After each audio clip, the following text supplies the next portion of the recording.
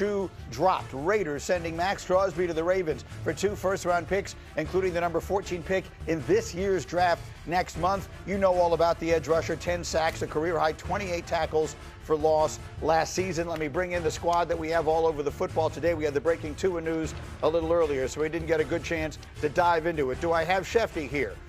Yes, I do. I have Adam Schefter, who's live in Indianapolis from McAfee's Place, where they'll have the special today at noon. Schefter, this one took me a little bit by surprise. Take everyone through the Crosby deal to the Ravens. Well, Greeny, I saw your tweet on Friday night, OMG. I saw that on Friday night after the trade happened. And essentially, everybody was waiting to see where Maxx Crosby would be traded. We heard about the Dallas Cowboys. We heard about the Chicago Bears. We heard about the Buffalo Bills. And in the background, all along, were the Baltimore Ravens, who were trying to get Maxx Crosby and who on Friday night upped their offer to 2 first-round draft picks. And the Raiders were looking for a 1 in 27. That's the draft that a lot of people seem to be targeting. And once Baltimore went up to 2 1s, that really was going to get done. That was the clincher in that trade. The Raiders met as an organization earlier Friday night, agreed to accept the deal, and it was a seismic trade, the first trade we've seen involving multiple first-round draft picks since the Colts traded for Sauce Gardner. Maxx Crosby now goes to Baltimore. The Ravens are out of the first round and the 14th overall pick. The Raiders now have 2 1s in this upcoming draft and 2 1s next year. Maxx Crosby becomes a game wrecker. We see how much everybody in the AFC West celebrated his departure, and he will now be a problem for Joe Burrow and the rest of the AFC North. All right, so, Graz, we had talked about the possibility of Dallas getting in on Maxx Crosby, and it sounds like they were in on it right down to the end and ultimately get outbid. So what does that mean for them? Do they pivot, and if so, to whom? Well, Dallas needs edge rush help. They also need a linebacker and a safety and a cornerback. So Maxx Crosby is a difference-making player, and I believe Dallas was aggressive because they felt that way. I don't know that they necessarily pivot to, like, the next most expensive option. People are going to say Trey Hendrickson. Yes. Possible. But doesn't really line up with the way they do free agency. He's going to be 31 years old. He's going to make a lot of money.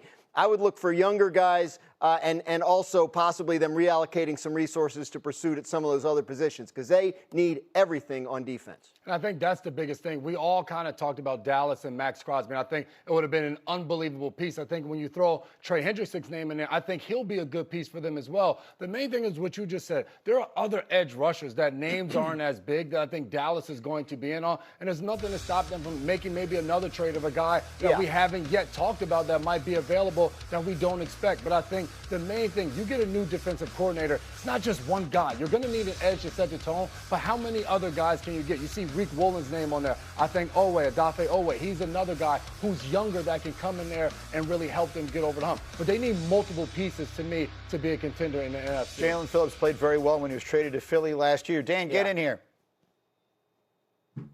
The Cowboys need to be the 2022 Kansas City Chiefs. Okay, so the Cowboys own the 12th and the 20th pick in the NFL draft.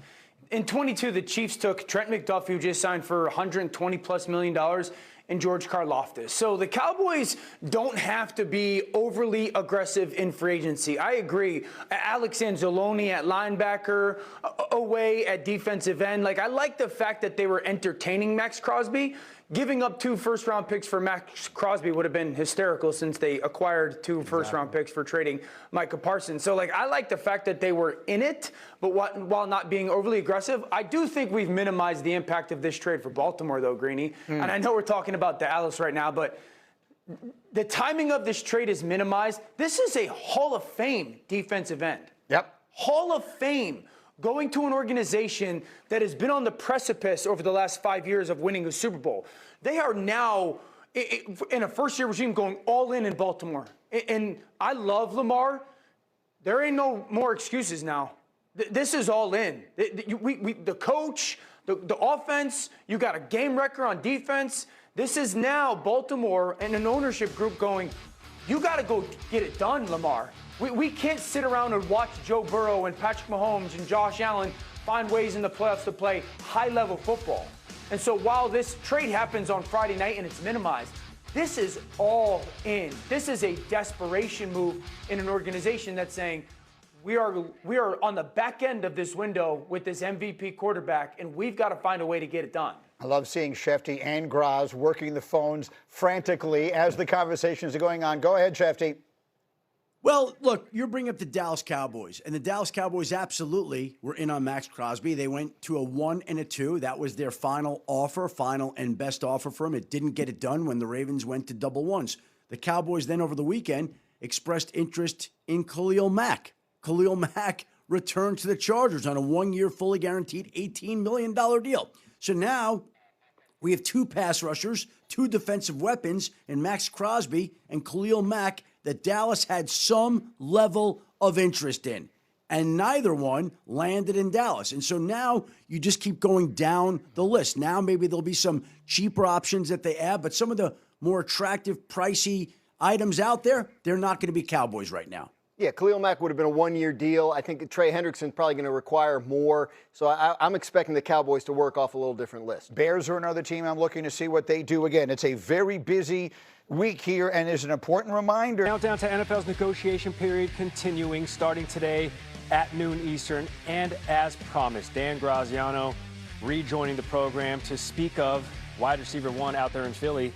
For now, of course, we're talking about A.J. Brown. Dan, it's the question, will he or won't he return? Why is today absolutely massive?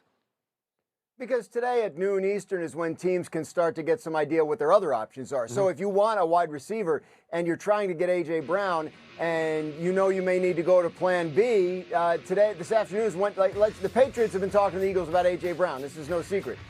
If they feel like they can't get him and they want to go spend free agent money on someone like Alec Pierce, then they would probably need to know that this afternoon, because that's probably when Alec Pierce's market starts to move, and that probably takes them out of A.J. Brown. So while things seem to have cooled on the A.J. Brown front over the weekend, only takes one phone call to heat him back up again. We'll see what happens here in the next few hours, but it is certainly possible that teams that are interested in A.J. Brown move on to other options today. Speaking of moving on to other options, where do the Cowboys now pivot after missing out on Maxx Crosby? Yeah, they will. The Cowboys are looking for edge rush help. They're also looking for linebacker, cornerback, and safety help. We all know about their defense from last year. So, people will connect them, I think, with Trey Hendrickson, the veteran edge rusher from the Bengals. But, he's a little older than guys they usually pursue in free agency. So I might look at edge rushers that are a little bit in the mid to late 20s ranges in terms of their age. And remember that the Cowboys have a lot of needs on defense. They took a big swing at Maxx Crosby because they felt like he was a difference maker. If they don't feel the same way about the other edge rushers on the market, they may pivot and spend more at cornerback or spend more at linebacker. A lot of needs on the defensive side of the ball for Dallas in free agency and in the draft. Jerry says he's spending this offseason. Hey, what is the likelihood that Super Bowl MVP Kenneth Walker III is not back in Seattle next season? It sounds like a strong likelihood. It sounds like he's going to hit the market. And if he finds what he's looking for on the market, then I do believe he will leave Seattle. Now, Breece Hall got a $14.3 million franchise tag from the Jets last week. So if you're a free agent running back who just won Super Bowl MVP, you are trying to reach or top that number. We'll know a little bit more today on whether Kenneth Walker can do that. If the market doesn't materialize for him, he could theoretically go back to the Seahawks. But it sounds like both sides are looking at other options at this point. Teams we're hearing for Kenneth Walker include the Commanders, possibly the Giants, the Titans. I do think there will be teams interested. The question is, how high does his market go? And if it goes past a certain level, then it's obviously something Seattle's not comfortable with, or they would have signed him by now. Nobody stays on the pulse better than Dan Graziano. More with Graz, 8 a.m. Eastern on Get Up. Graz, much appreciated. The next Sports Center, 2 p.m. Eastern. Up to the second breaking news as the NFL's negotiation window begins. Sports Center, 2 p.m. Eastern. Amina Smith, Brian Custer on ESPN2. Sports Center's Top 10 is brought to you by Edward Jones.